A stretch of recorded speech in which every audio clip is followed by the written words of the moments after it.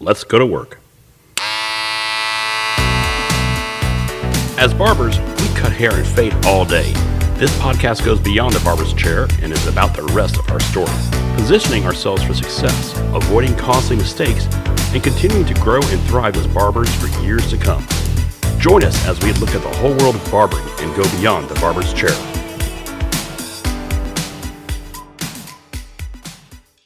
For this episode, I'm talking with Dr. Quentre Shannon. As a chiropractor, Dr. Shannon works with bones and nerves to make the body just respond and act the way it's supposed to. In his eyes, it's all about letting the body heal itself so that it can run itself and thrive. As barbers, standing all day, we know it affects the feet, it affects the lower legs, it affects the lower back, it affects everything. And we talked about ways that we can alleviate that. There's all kinds of things that we can do, stretches, exercises. We just talked about carpal tunnel, what it is, and how to avoid it if it comes along. There are several stages to it that don't necessarily need surgery. Dr. Shannon also broke down what exactly chiropractic is and how it works. It's not all about cracking necks and writing checks, as they like to say. And we also talked about a favorite subject of mine, the importance of ergonomics. Ergonomics being the way that we use our bodies and operate and the ways we work so that we can continue to work longer without pain, more comfortably. We feel better. Our clients understand it too. So actually, you know what? I'm just going to get out of the way and let him break it down for us. And, I'm rambling again like I do during my intros. So I'm just going to get out of the way and we'll go straight to the interview. All right, Dr. Shannon, thank you very much for your time today. I've been looking forward to this for a while here. Yeah, I appreciate you having me. Absolutely.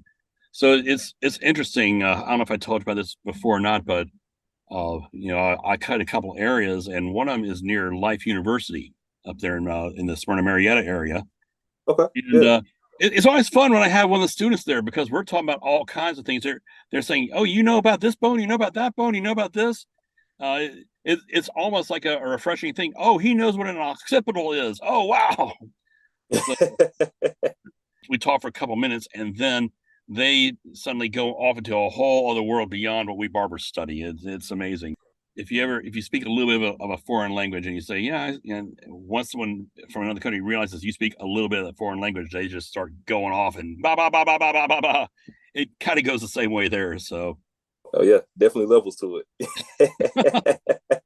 So one of the things that barbers deal with is we have various pains, and we hear things from the various other barbers.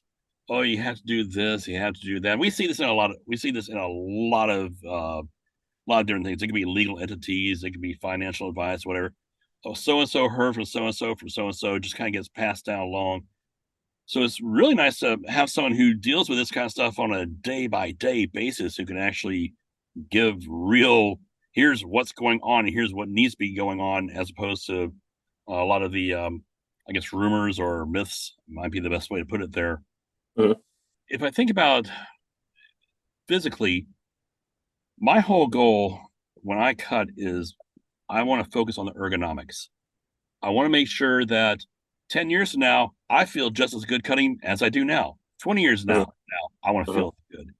I want to make sure that I'm taking care of my body so that I don't have to wear braces or take time off just because I'm unable to work or because the pain is too much to bear. And one of the biggest complaints that I hear from barbers, it sounds a lot like this. Oh, and that sound there, yeah, they just sat down or they're moving their legs or something like that. They're getting off their feet. Hey, you've probably seen this when people get on your table, Oh yeah. I guess I don't want to go too broad with it here, but as a chiropractor, when someone's coming in and a lot of the complaints they have to do with their feet, their knees, and like in the back area, what does that tell you? What can we do on a day-to-day basis on our own, or with your help, or with another chiropractor's help, or what can we do on our own on a day-to-day to just try to prolong things?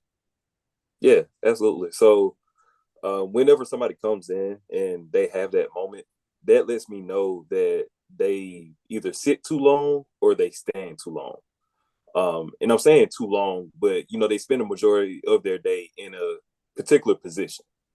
Now, with position is so important because, of course, with we all have various lifestyles where we're doing different things, but specifically for barbers, y'all spend a lot of time on your feet, cutting hair, and with that, you may be in a certain position where you may be leaning a certain type of way, or even when you're just standing straight up, you may not realize it, but your weight is being distributed a different type of way, or it's being distributed a certain type of way.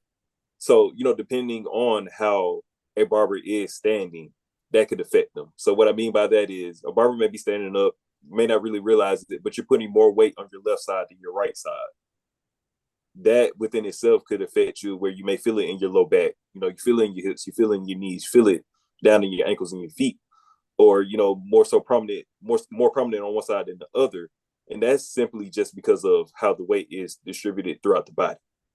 So with that's where chiropractic can come in, because a lot of times I use the analogy of a car.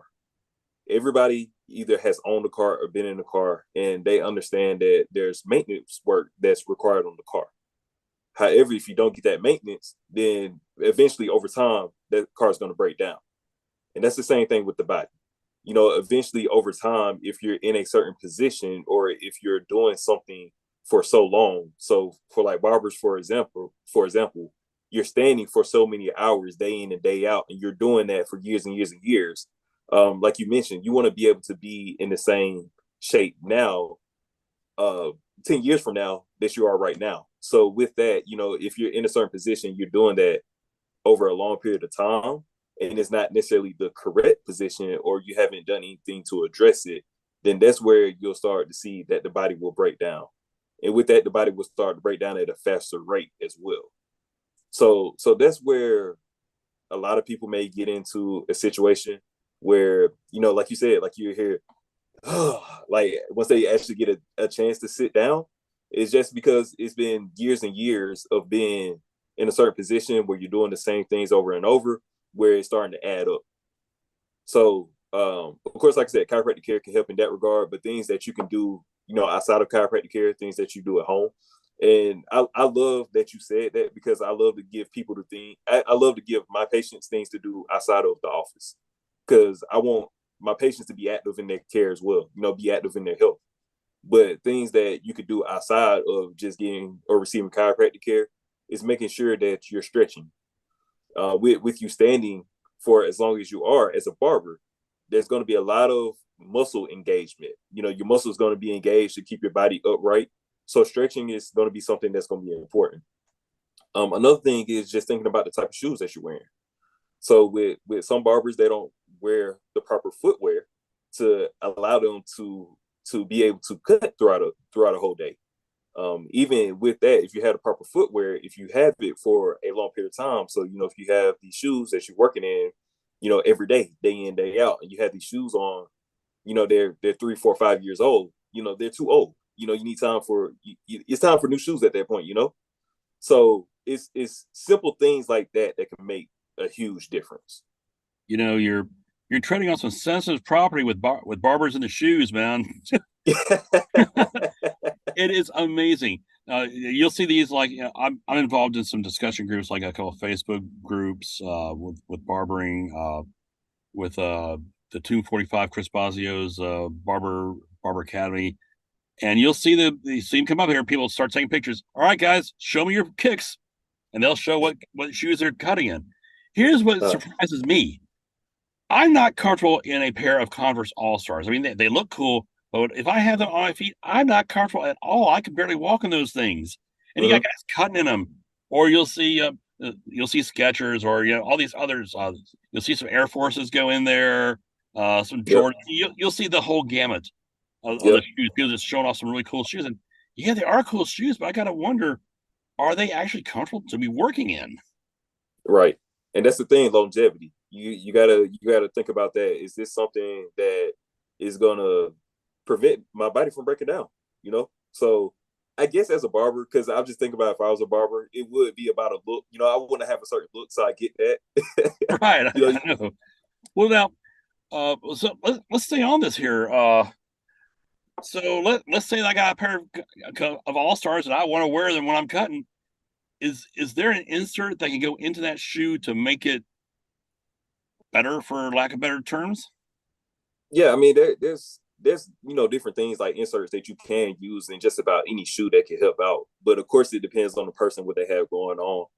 Hmm. So, for example, if a person doesn't really have an arch and they're flat-footed, and if their feet with their weight, if they put more pressure like on the inside of the foot, then that is really a prime situation for somebody to have knee issues, just because of all that weight that's being put on the inside of the foot is putting a lot of pressure on the knees.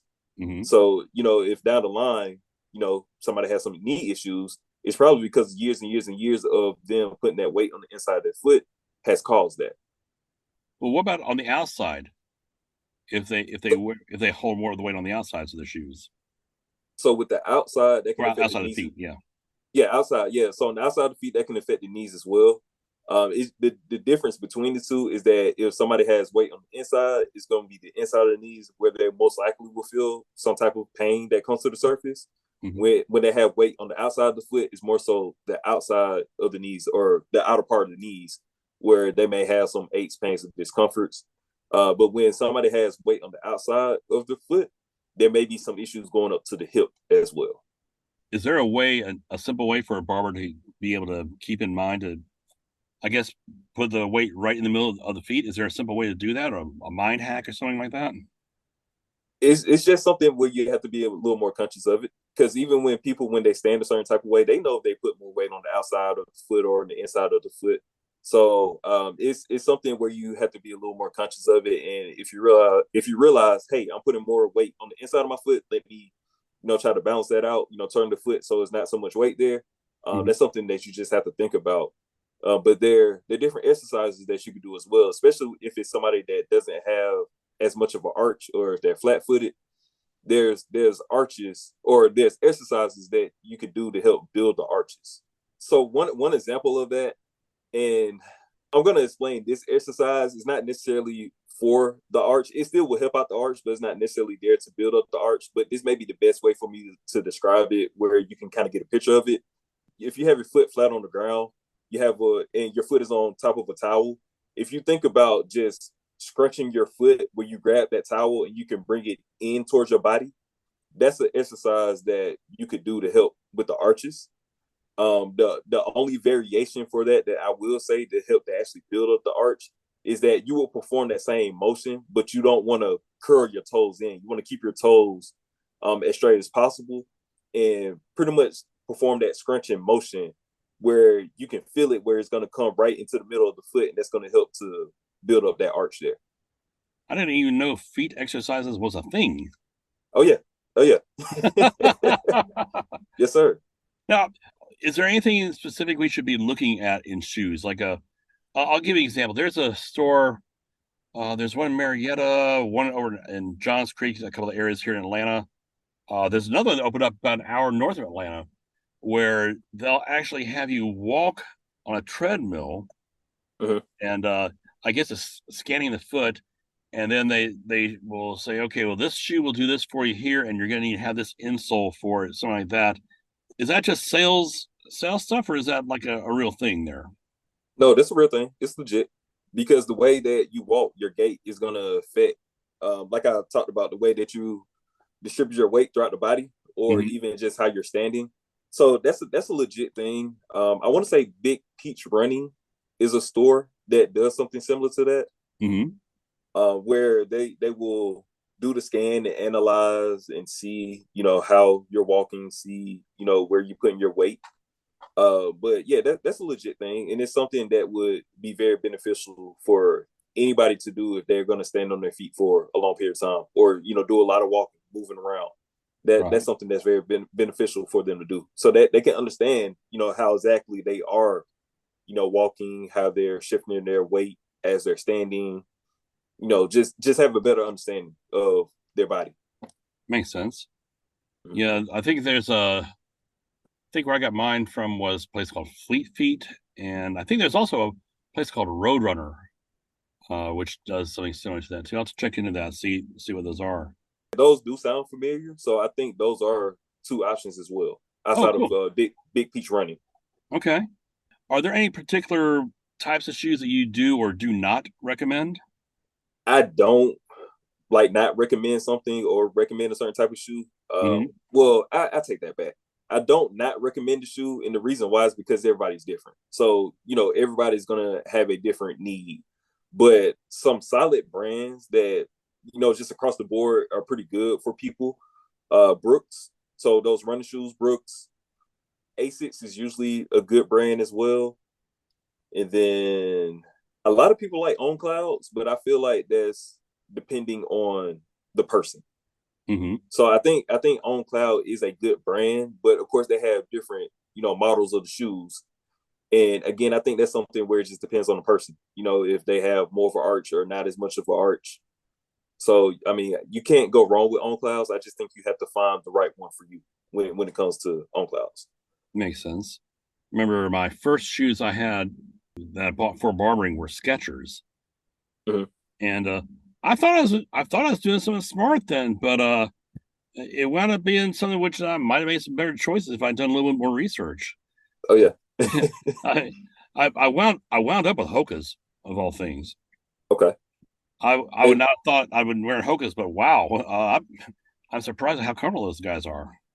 yeah, yeah. And even with Hokas, I think it depends on the person as well. Because I know some people that absolutely love them. I know some people that's like, I don't really care for them. Hmm. So, the best thing is always just to go in the store and get those scans or just check out what's available. Even if it's just, hey, I'm going to the store just to try on the shoe, just see how it feels for myself. Hmm. Because you're gonna know yourself better than anybody else anyway. You're gonna know what's gonna be comfortable for you, but it just helps to get those scans just so you know exactly what's going on. Right. So Mhm. I guess we can go there and actually get the scans just by themselves then. Yeah, you could. Okay. You could. Very cool. Okay. Yeah, because even after you get the scans, they probably will recommend certain type of shoes for you. Hmm. And I mean, if you find anything similar to it or the exact shoe, then of course that's going to be helpful. Now you mentioned something earlier about how the compensating on one foot, or I guess having the weight on one side more than the other, how it Uh, affects the hips and the lower back. uh, Can you go into that some for me? yeah, so I mean, it's just like anything else. I'm trying to think of an example, but yeah, going back to a car. Okay, so let's just say with a car, the wheel alignment is off. So if the wheel alignment is off, it may on one side the tires may kind of the tread you may lose it a little bit quicker than on the other side because of the wheel alignment being off.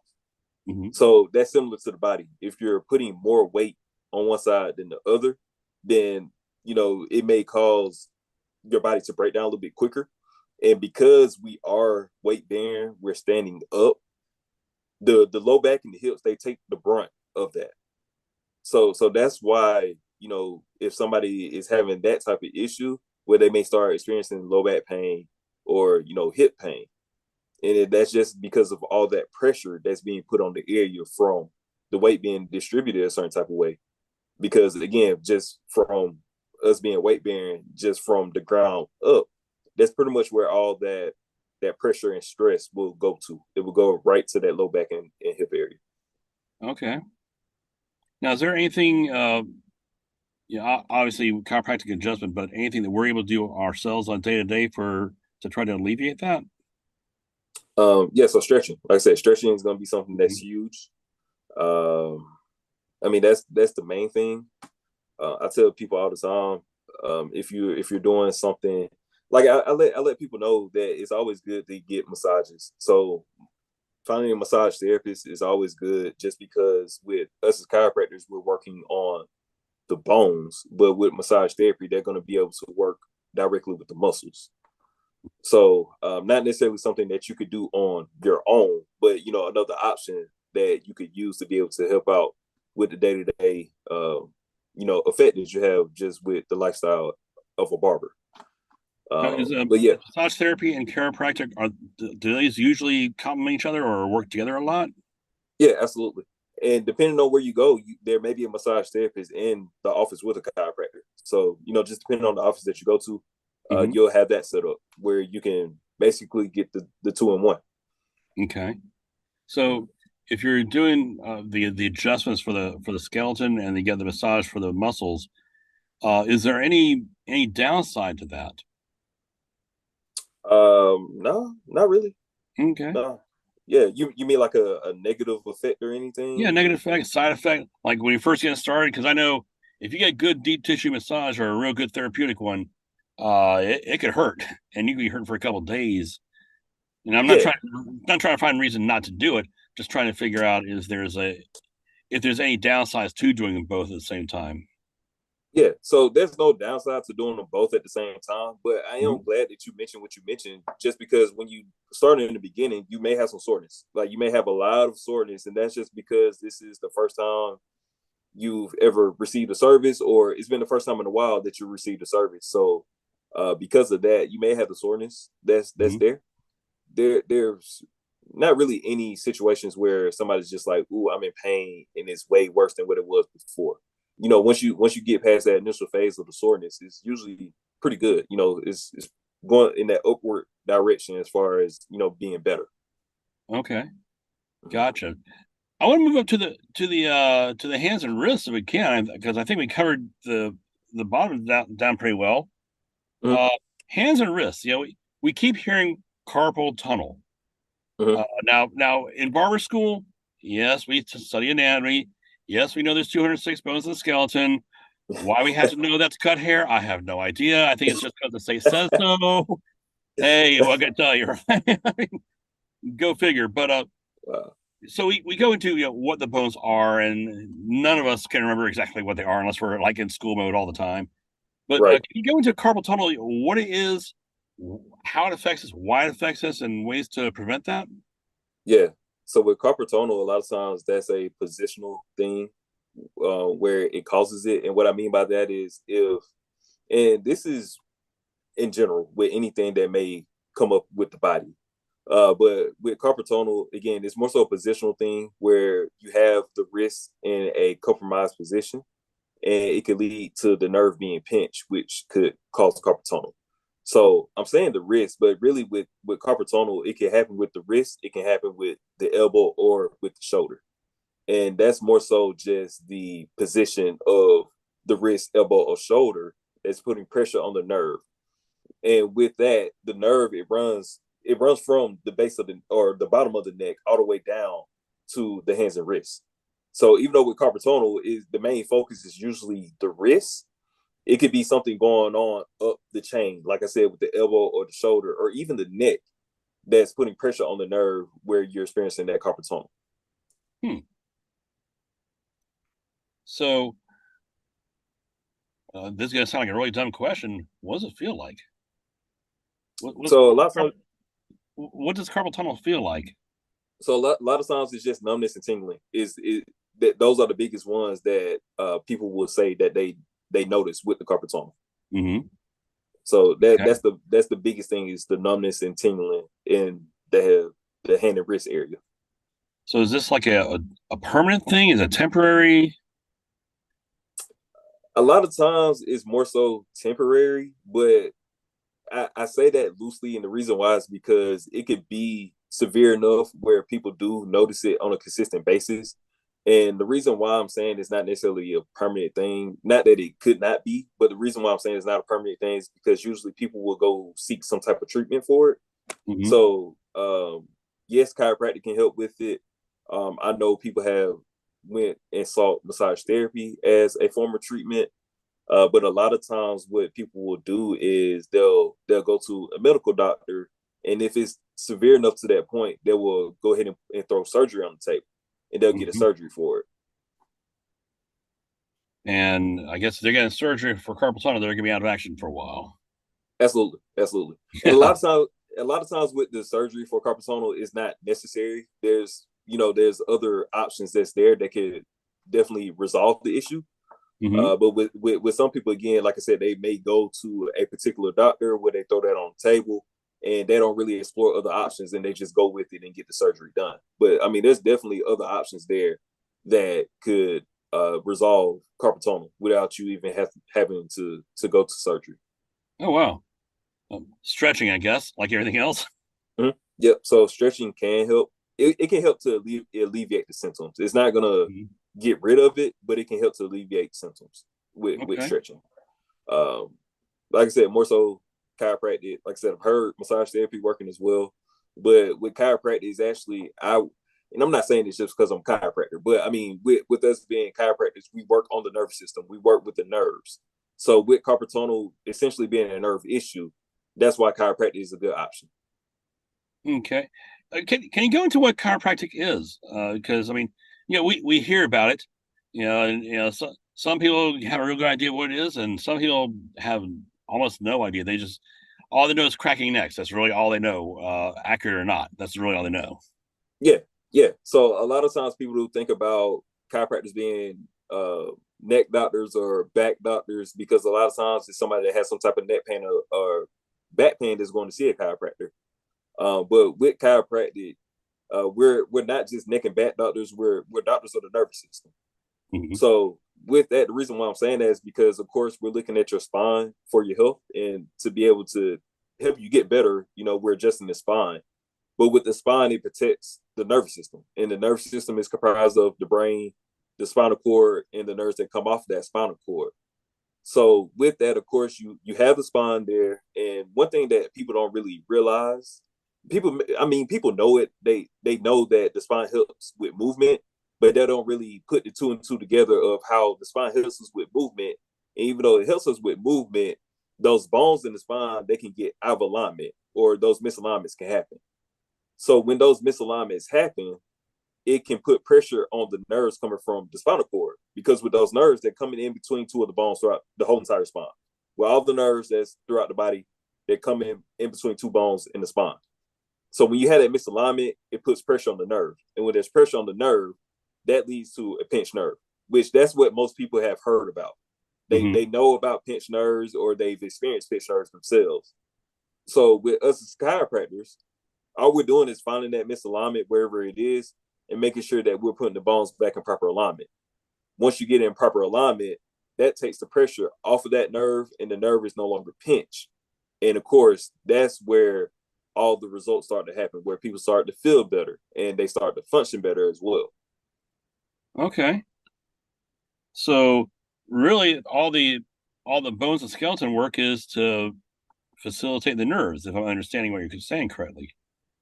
Well, the bones they protect the nerves. They Yeah. they they protect that spinal cord and the nerves. Hmm. The signal from the brain that's going down throughout the spinal cord and come out of those nerves. That's what's facilitating the nervous system and controlling how we function just on a day to day basis. Just with anything that we're saying, you have nerves that's come from the brain that's going through the spinal cord and out those nerves. Oh, wow. Okay. Gotcha. All right. So if someone has never done chiropractic, never had chiropractic care before, or maybe they had it like once way on back and that's all they had done, what would what would you well, what would they expect if they realize, okay, hey, I guess I do need to get a chiropractor involved here, got these things going on. What should they expect on a first chiropractic visit? And I guess getting things started, I guess. Yeah. So I will speak directly with me in my office because chiropractors, they all practice in different ways.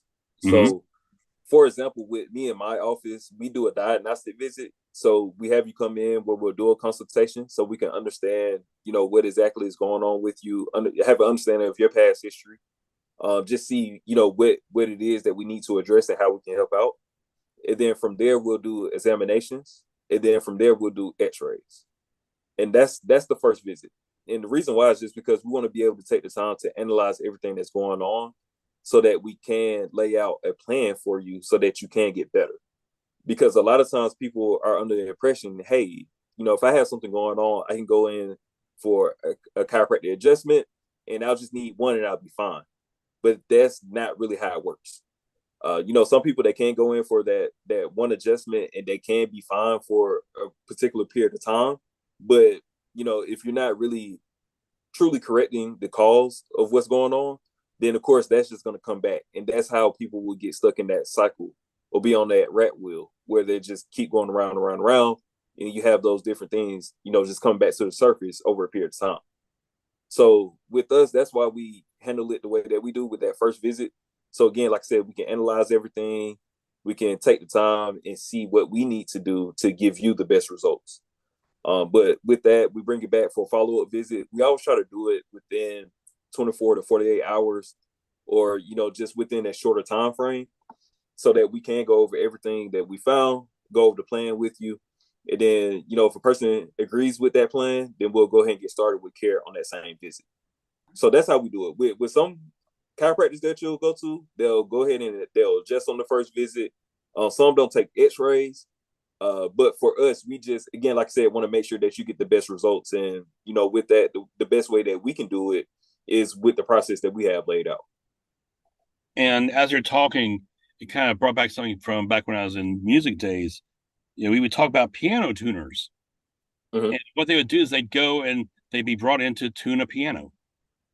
And if it's been a long time since that piano's been tuned, they're sort of, they have a wrench and they're tightening and loosening the wires inside to be able to get it to sound right and put it into tune.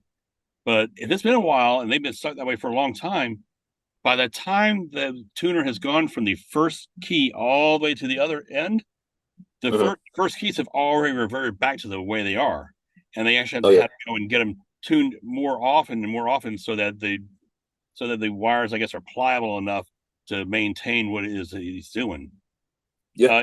Is there any parallel between that and chiropractic, or am I just reaching at something here? No, absolutely. Absolutely. Yeah. Because, the thing is, we as humans, we all have habits and our bones do too. So, if our bones have been out of alignment for who knows how long, but if they've been out for a long time, it's going to take time for them to get used to being in the correct being in the correct position and staying there. So, that's a process just like anything else. Just like you just mentioned with your analogy. Oftentimes I'll use the analogy of going to the gym. If you have a certain goal that you're looking for by going in the gym, whether that's to lose weight or gain muscle, you can't go in the gym just one time and just expect to lose 10 pounds or, put on 10 pounds of muscle.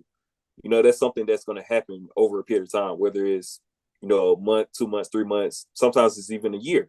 Just, of course, everybody has different goals and everybody's going to get to a certain goal in a different time frame. But that's the way that we approach it here in the office, is that we want to make sure that we're giving you care over a certain period of time, making sure that you are getting the results that you're looking for. And, just go from there once we're seeing how the body is responding to the care. That makes sense there a lot, actually. You can't put the weight on just like that. And we are dealing with human bodies, so I guess so. Mm-hmm. All right. If I were to say, hey, here's a bunch of barbers, what would be something that you'd want to make sure that a bunch of barbers knew? Just from your profession or for whatever. What they knew about chiropractic. What they knew about chiropractic or taking care of themselves. If you were at a dinner party, hey, here's 10 barbers, and you had the opportunity to just pass on wisdom to them, what would you say? I would let them know. And of course, this depends on, I say it depends on age, but just even with barbers, especially if they're early in their career, is how important ergonomics are. Being in a compromised position day after day after day for a long period of time can have a huge impact on your body. A lot of times when people think about chiropractic, they think about posture. So posture is important, and it's not just when you're sitting down. A lot of times people think about posture and it's like, oh yeah, I need to make sure that I'm sitting up straight. But posture is there when you're standing too. So, if you're constantly kind of like bent over a lot throughout the day, that can definitely affect you as far as your posture, because posture is more so position more than anything else. Mm-hmm. And even with that, when somebody is bent over for a long period of time like that, the muscles in the chest can pull everything forward. And with that, that can cause your breathing to not be as well as it should be. So, you could not be breathing at 100% as far as like your lung capacity, because everything's being pulled forward, is closing down on that area. So therefore, somebody may not be able to breathe, at 100% with that, because the lungs not able to expand as much as they should. So something as I say, as simple as that, but something like that can be affected just from poor ergonomics and just poor posture, poor positioning. So really, really be conscious of just how you are standing, throughout the day. Just being conscious of your position.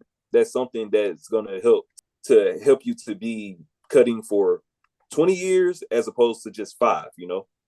Dr. Shannon, if people want to get in touch with you, if they want to contact you, if they have any questions, or maybe want to come by your clinic or something like that, what's the best ways for them to reach you? Or you have Instagram or social medias, emails, anything like that? Or Yeah, absolutely. So they can call the office. The office number is 770-376-5784. So they can call the office. They can go to our website. Our website is getlegacychiro.com. So that's GETLEGACYCHIRO.com. We have a tab on the website where people can book appointments. So even if, after you're looking at the website, you want to go ahead and book, you can do it online. We have Facebook, we have Instagram. If you search that same address that we have for the website, Get Legacy Chiro, that should pull us right up on social media for Facebook and Instagram. Or even if you just type in Legacy Chiropractic, that will pull us up as well on Facebook and Instagram. We have a TikTok as well. So Legacy Chiropractic, you type that in, search, they'll come up. We're still working on TikTok. We're not posting as much, but I mean, that is there as a page that we have with social media. And then as far as our address, we're located in Tucker on the Vista Road. For people that are familiar with the area, we're in that plaza with Jason's Deli and the Movie Tavern, right across the street from North Lake Mall. I was about to say what's left of it, because it's definitely not about to be North Lake Mall anymore, but we're right across the street from there. But the address is 4073 La Vista Road in Tucker, Georgia, 30084, and we're in Suite 371. Dr. Shannon, thank you very much for your time here. I'm going to make sure that we have all the information where people can reach you, make sure we have all the contact information in the description, everywhere we post there and everything like that. And thank you for the knowledge too, because, like I said, a lot of us, we hear terms, we just don't know what they are. So Yes, sir. Yes, sir. I appreciate you having me on, and just hoping I can give some helpful information to people. So that's it for today's episode of Beyond the Barber's Chair. I put links for my guests and for anything we discussed in the description. I hope you got something great and that it helps you as a barber and in life. If you like the podcast, I hope that you will tell a friend about it and subscribe so that you don't miss any upcoming shows. I'll see you next time as we go beyond the Barber's Chair.